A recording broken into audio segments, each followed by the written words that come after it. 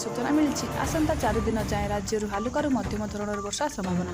राज्य को पुणी फेरिला वर्षा। आसंता 4 दिन पर्यंत राज्य में हालुका मध्यम धरणर वर्षा संभावना नहीं पाणीपाग विभाग सूचना देछि। किछि जिले में प्रबल अति प्रबल वर्षा हो पारे। आज पाणीपाग विभाग पक्षर 5 जिला को येलो वार्निंग जारी करिछि, जहाँ 70 ରୁ 110 मिलीमीटर पर्यंत वर्षा संभावना रही।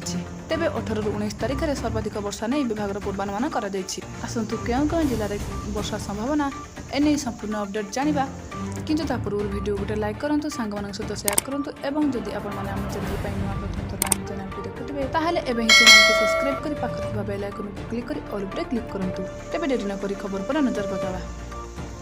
वर्तमान सूचना अनुसार आज ढेंकानाल, सोनपुर, अनुगुल, बलांगीर, सुंदरगढ़, केन्दुझर, मयूरभंज, संबलपुर, देवगढ़, कंधमाल और कलाहांडी जिलार केतेक स्थान में वर्षा सह घड़घड़ी वज्रपात होबार संभावना रही। सेहीपरि आसंताकाली जाजपुर, भद्रक, केन्द्रापड़ा, कटक, जगतसिंहपुर, खोर्धा, पुरी, नयागढ़, केन्दुझर, मयूरभंज, बालेश्वर, गंजाम, गजपति आदि जिले में प्रबल वर्षा हो पारे।